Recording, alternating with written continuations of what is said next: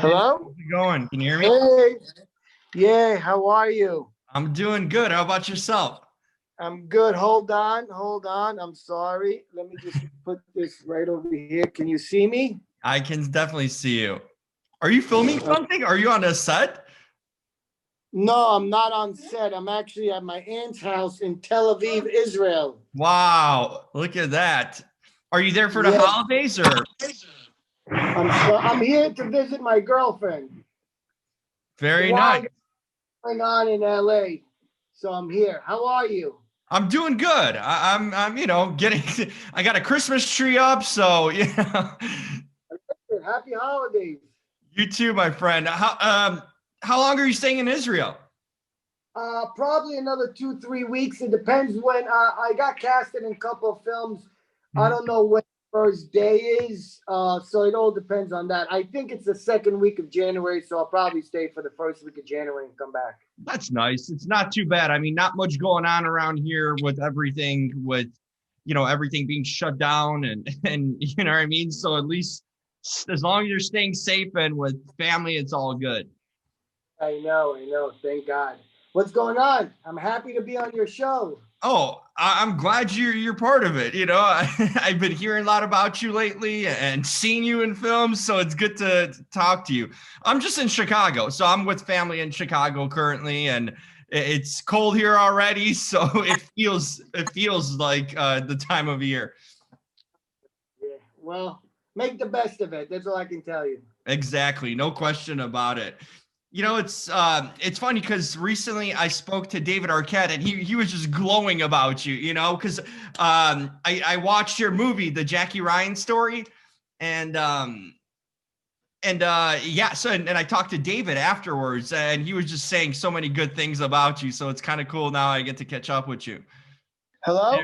Yeah, yeah, yeah. Dude, I'm so sorry. I No got a worries. call coming in and it just ruined everything. I figured there's some sort of connection issue or something, so it So happens. sorry. No Hey, problem. let's go. David Arquette. Yeah, yeah, yeah. So as I was saying, I spoke to David about the Jackie Ryan story, which you directed recently, and he just had glowing things to say about you and working with you on that film. And I heard you guys played some basketball too, so I heard a lot of fun stories. I love David Arquette. I tell him all the time how much I love him. He's one of my favorite guys in the world. And I couldn't have done the movie without him because I realized that I needed to cast someone that knows how to play basketball and it might not be an actor that has any experience. I didn't know where I was gonna. I ended up finding an actor, an incredible actor that actually plays basketball, but I didn't know that going in. Because the most important thing to me was to make sure that whoever we ended up going with could play basketball. Because I mean, Right. obviously, about a basketball player. So I called David and I was like, "Look, I would love you to play the dad. I need someone there with him. I don't know who I'm going to cast." And he was like, "Sign me up." And he always does that for me. And he just is. I love working with him. And you guys worked previously in Mobtown too, so there's that familiarity and all that, right? Going into it. Oh, I loved working with him on Mobtown. It was incredible.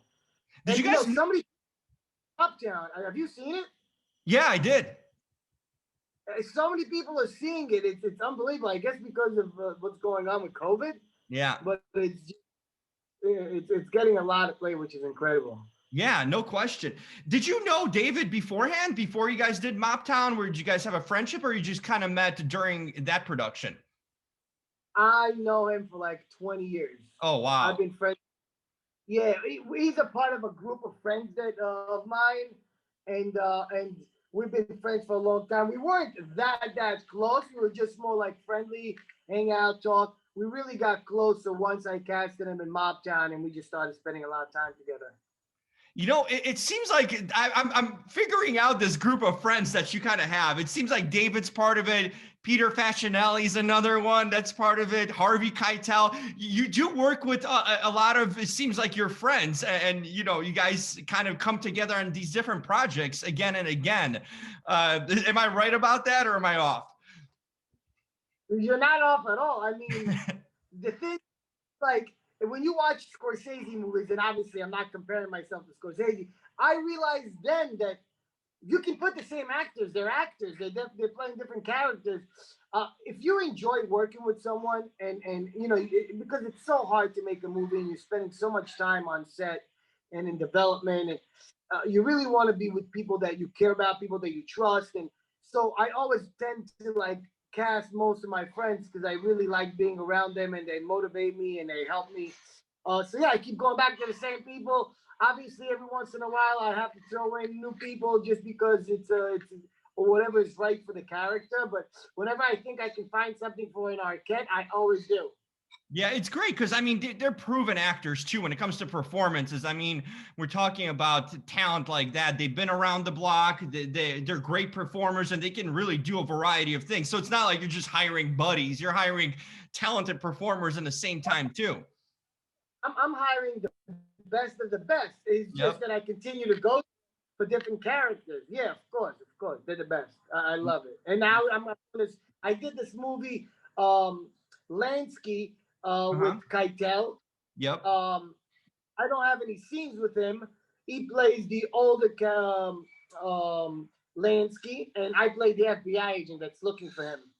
But I just keep on working in the same movies with him. I directed him in a movie, First We Take Brooklyn. I was in The Irishman, which he was in. I did Lansky with him, and now I'm actually going to do another movie in Mississippi called Unto the Sun. That's right. That, I was just going to ask you about that film. I mean, once again, a hell of a cast. I mean, we're talking about Peter Facinelli, Abby Cornish, Harvey. You just have Tom Arnold's in it too. I mean, you guys are loading up on that one too. Anything you can share about that? You guys are pre-production right now, or production, or what's the status? So I'm just acting in it. I got casted actually. I love the script. So the script was sent to me. The director sent it to me through a friend, and I read it and I was like, I love it. And you know, like any other movie, he was like trying to cast different names in it, and it ended up he got Harvey and Peter, who are friends of mine, and I'm excited. Yeah. The director is actually in Mississippi right now doing pre-production. He's location scouting, and I think that goes in February. So yeah, I'm excited for that. It's a great script. It's a really really cool script, very well written. Dialogue. I mean, the character that I'm playing, Rafi, is just incredible. That's awesome. So I'm excited for that. And speaking of characters, you get to play always, you know what I like about you, you get to play like these cool badass characters, a lot of FBI agents or tough guys, you know. Has that, in a sense, I wouldn't say it's typecasting, but it so fits your mold. Like I can totally see, even like now I'm talking to you, you got the badass leather jacket. It just seems like it's your personality, a lot of ways to play these characters, you know? Well, yes. So I try to do all the things. I've done this movie. I did this one movie called The Experimenter where I play. Yeah, I've seen it. Where I'm playing like the neurotic subject in the testing, and I'm all like nervous, and it was really out of my norm. But I really try. Look, I'm one of those people that like if I don't think I can do a character, I would not take the role. And I like to challenge myself. Most of the time, what I get asked to do, or when I develop something for myself, is something that I relate to it. Growing up in New York, there's a lot of that New York character in there. And this Blackjack movie, it's not a gangster movie. I wanted to make sure I did that because I wanted to, I did The Irishman, I did First We Take Brooklyn, I did Mob Town. I was like, I'm doing a basketball movie. It has nothing to do with the mob. Yeah. But yeah, look, as long as the characters are interesting and I can do a great job doing them, then I don't mind continuing to do it. But I always look for different stuff, different work. Yeah, I mean, I also enjoyed your performance in Iceman. That was a hell of a movie too. Thank you so much. Thank you so much. Yeah, that was different. Gangster in that, I played the best friend who was kind of like, Ricky, what are you doing? So that was kind of fun. I'm curious, like you've done a lot of acting, but now you've obviously with the, you know, with the Blackjack film, and you've done some other directing too along the way too. Is that an aspect you want to transition to, or you want to kind of balance both acting and directing? How do you feel about it? Because I feel like, you know, seeing your directorial skills are pretty damn good in itself too. So how do you kind of see your career in a sense going, or where do you want it to head? So I just signed with APA. They're repping me as a director and actor and producer. So I started off as an actor as a kid, right? And then along the way, I started producing films. I understood that if I was going to sit around and wait for the right role to come or for someone to knock on my door or call me, it was going to take a long time. I Producing came from wanting to develop my own, movies, things that I thought that should be told, and characters that I thought I could play. And if I can, get a role in my own movie, that would have been great. The directing thing really came out of nowhere. I had this script, First We Take Brooklyn, that I really wanted to star in. I loved the character, and I was kind of interviewing all these different directors. I couldn't find anyone who understood my vision, and the character in the world. And one day I was just thinking to myself, I was like, can you do this? I mean, I've been on set for a long time. I understand it. I didn't know if I can do it. I really studied it. I looked at all the angles, at all the cons, and realized, I might be taking a little too much, but I should probably give it a shot if I really want to make this movie. And I'm glad I did it. It opened a new page for me. And once I made First We Take Brooklyn, I got a little bit of the bug, the directing bug, and then I want to make a movie where I'm not the lead. I'm one of the actors, but not the lead, and that's how Mob Town came about. Arquette is the lead in it. I played the second lead, and I just loved it. And look, in Blackjack, I decided, you know what? I'm not going to add anything as an actor to it because I have such a great cast, and I really want to take the time to concentrate on really just directing it. So as the time goes by, balancing it. If the right project comes along, I'm going to do it. If, for anything, for acting, producing, or directing. But it's really a balance of the stories I want to tell. If it's a story that I really want to, tell, and I think that I can do the best job, then I would probably want to direct it. But it's really just trying to find the right project. Mm-hmm. That's a good perspective. That's a good way of approaching it in a lot of ways too. Looking at the project first, and then weighing like what you can bring to the table for it. Which is it's a good perspective and way to really go about anything in this industry. Obviously, it's kind of crazy now. We think it's been a year only, really, when the Irishman was coming out and making news all over. It feels like a century ago in a way, with all that's happened this year. What was your kind of experience on that project? Obviously, you work with the titans of the industry with De Niro and Scorsese, as you said. But what do you take away from that experience of working on that film? And wow, it's kind of crazy that it's only been a year. Yeah, I mean, we shot it. This February would be 3 years ago. Wow. Look, it was the greatest experience of my life. I've talked about it. I'm so sorry. I talked about it. I apologize. So it was the best of my life. So look, growing up in New York, um, being such a fan of Scorsese, being a fan of De Niro and Pacino and Pesci and Keitel and all those guys, only in my wildest dreams did I ever thought that I would ever be in a movie with them. Right. And actually do scenes with De Niro and being directed with Scorsese was ideal. But I learned so much being on set with him. Even though I only have 2 scenes in the movie, um, it was one of those things where, first of all, I wanted to throw up the second I got to set on the first day because I was like, I myself into this. I mean, what the hell am I supposed to do? Am I supposed to go toe to toe with De Niro now? Right. But what makes Marty, I like to call him Marty, but what makes Scorsese, Mr. Scorsese, the greatest director of all time, is how comfortable he makes you feel on set and how he really brings you to that place of you understanding your character.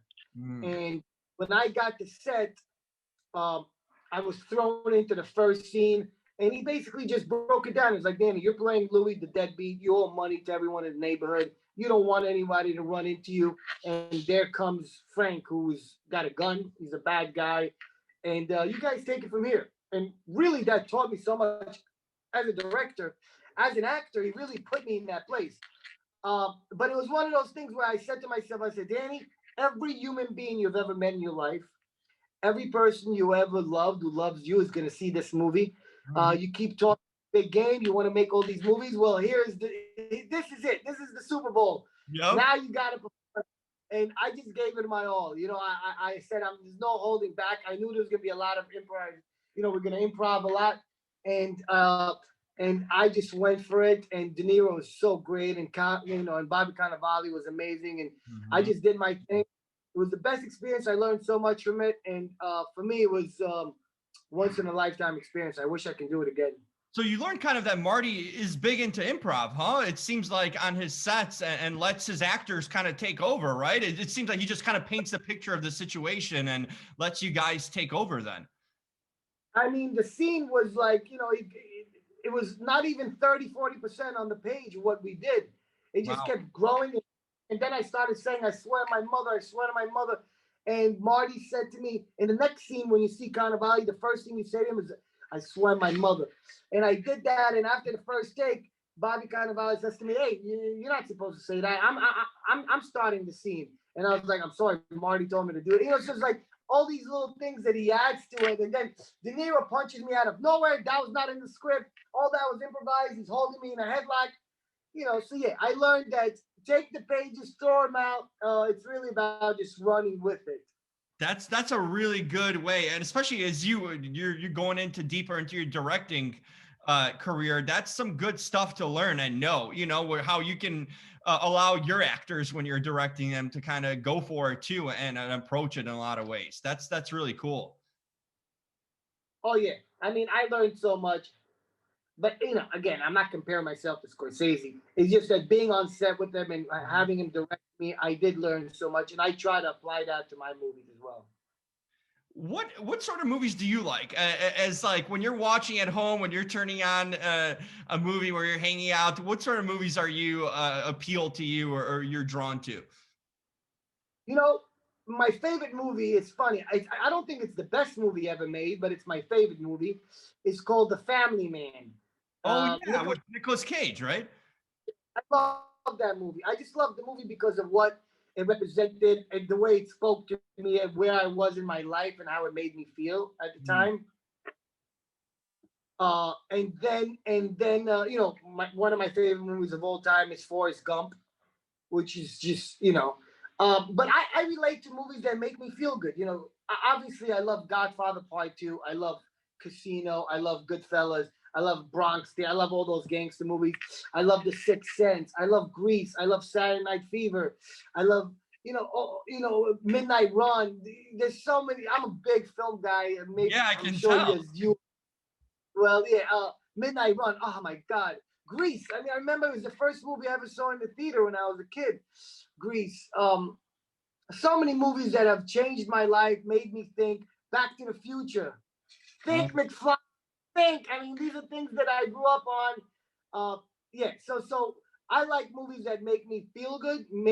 Does something to me. Makes me feel a certain way. But of course, I think the best movie ever made is Godfather Part 2. I think it's the best movie ever made. I think Goodfellas is just incredible. There's so many. Can't go wrong with those choices, that's for sure.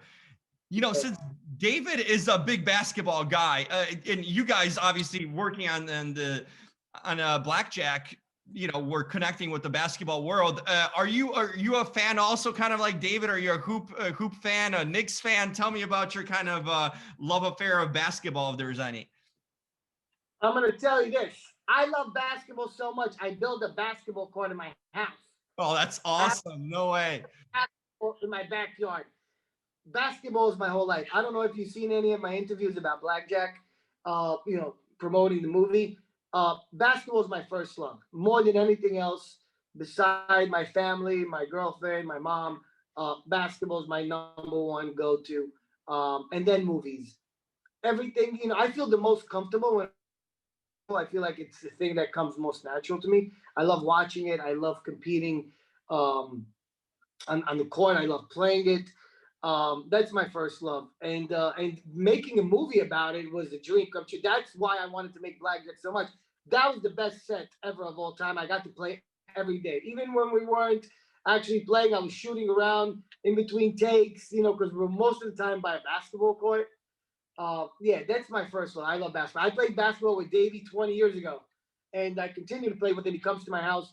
A lot of friends come over to my house. If you're ever in LA and this whole COVID thing is over, God willing, we'll hoop it up a little bit. Oh, I'd love to, man. I'm a hooper myself, so that's appealing, And it's the best thing is just to get a pickup game, like nothing beats a straight up like random pickup game. Oh, and I talk a lot of trash. You being from Chicago, are you originally from Chicago? Yeah. Oh my God, The Last Dance. Michael Jordan is my favorite player. I can tell you anything you want about Michael Jordan. Born on February 17, 1963. There you went go. To North Carolina. He was actually born in Brooklyn. Went to North Carolina. Got drafted by the Chicago #3 in the draft, and greatest time. I can tell you so much about it. That's awesome. Hey, LeBron or Jordan, who do you take in that controversy and that argument? Tell you my thing. So I'm a huge LeBron fan. I love him as a basketball player. I also know him personally. He's a great guy. He's just the sweetest guy. And now I follow players. That's how I got to like Chicago Bulls. I'm from New York. I like the Bulls. I follow players. Who I think it's still premature. I think LeBron still needs to finish his career. He's got 4 titles now. He went to the finals 9 times. Right. He came at age 18.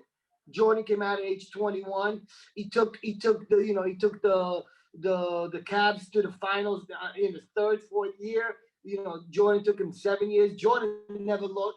There's such a debate. If I had to say, I would still say Jordan right now would be the GOAT. It's so difficult to even match up, but I still think that LeBron will probably end up with the best NBA career of all time. He's probably going to be leading scorer of all time. He's probably going to be in the top 3 on every category. But I still think he has time to still take the title of the GOAT. If it stopped now today, I would probably still say Jordan. But remember, LeBron is 35 years old. He's performing. He's playing his best. And he's playing like he's 25. That's the difference here. I mean, it's a toss-up. Jordan, LeBron. I love them both. I've met Jordan a few times, and I know LeBron. I think he's such a great guy. On and off the court, and I love watching him. I go to Laker games all the time. So are you then a Laker fan or a Knicks fan or Nets fan maybe? I mean, now that they have KD and Kyrie, they're kind of taking over New York. I follow players. So growing up as a kid, my brother loved Dr. J, so I was a Dr. J Sixers fan. Then the Dr. retires. There's the new Dr. J. His name is Michael Jordan. He goes to Chicago. I follow Chicago. And ever since LeBron came into the scene, I've been following LeBron. So I went from the Cavs to Miami to now the Lakers. Now, when he retires, I might have a problem. I need to find a new favorite player. So, but the thing about the NBA, there's always an influx of new stars and talent. That they've done such a good job of kind of bringing up great stars of the sport, constantly. There's always someone coming up too. I know. I'm so excited for the league to start on the 22nd. Yep. Forward to it. Yeah, no, it should be a great season. I mean, I love how the NBA's done it, and they did a great job even through the pandemic. They kind of set the standard for all the sports to follow, and they had a successful season in the bubble, and now it's starting up again. So I'm so hyped about it. I'm watching Bulls preseason. You know what I mean? Oh, I'm watching I got NBA on my Instagram. I watched the whole thing. I wanted to tell you about my movie that I'm going. So onto the in February. And we're very excited about that. And I'm going to direct and star in a movie, a small little film that we're going to shoot in Los Angeles. Okay. Depends on when Under the Sun goes. I think it might go February. If it does, then we'll do this in March. It's called I Love Us. I wanted to tell you about it because like I told you, Family Man is one of my favorite movies, probably my favorite. Yeah. And I kind of took the I kind of took of what I loved about that movie, which is the relationship with the main character and the kids, and we applied into this. It's a tragic love story. I'm bringing back a lot of the guys. I got Robert Davi in there again, who's playing my dad. I got Greg Finley, who's the star of Blackjack, brother. I got Jimmy Medeo, who I love, who's playing the sidekick. He's also playing my partner in the movie. Bob Saget is in it. Wow. I'm just getting started and casting it. I'm really excited. Kyle Stefanski and Mike Hermoso are producing it with me. Really exciting stuff, and I'm so excited to get back to work. So, well, that's cool. Are you gonna direct it and star in it too, or? I'm gonna direct it and star in it. It's a project I've been wanting to make for a long time. I like we talked about. I didn't act in Blackjack. Yeah. Did it, and I really feel like this character is tailor made for me. The character's name is Sammy, and I'm looking forward to doing it. Oh, that's cool. I'm looking forward to it too. I mean, I've enjoyed your projects, and that's cool. Hey, like you said, Family Man's is a hell of a movie. So if there's any kind of connection or stuff you're taking from that, I think that's going to be something to look out for sure. Yeah, thank you. Yeah, I'm really excited about it. I Love Us. That's the title. Yeah. I'm glad that you're able to do what you're passionate about. That's cool in this industry. Careers are fleeting, first of all, but to be able to get to the point where you're kind of working on projects that mean something to you, that inspire you, that are personal to you, that you can share your love, like in a sense you did for Blackjack of basketball, like that's you're a good place in your career if you're able to work on things that are personal to you. Thank you. Yeah, a lot of this is, the acting. If I get casted in a movie, I actually really, really love the Under the Sun script, and I'm really excited to do it. But it's very hit or miss with the kind of roles you get as an actor, and as a filmmaker, as someone who just loves movies. I want to be able to do movies that really mean something to me, and I feel like the studios are not going to do them. Sometimes the budget is a little bit bigger. Sometimes the budget is a little smaller. It's such hard work to make a small film, as I'm sure you. Um, it's period piece, things like that. It really makes it difficult with a small budget. But if I can continue to make them, I feel like I've won. People tell me, "Oh, would you like to win an Oscar one day?" or things like that. And honestly, and I know people might not believe me, but the truth is, it doesn't really. That's not what I think about. I think about I can continue to make movies that I care about, the things that I think that people would care about, people would enjoy. Then I feel like I'm being successful and I get to do what I love, like you said. And as long as I can continue to do that, I am in a good place, I feel very fortunate. Every time I make a movie, it's a miracle.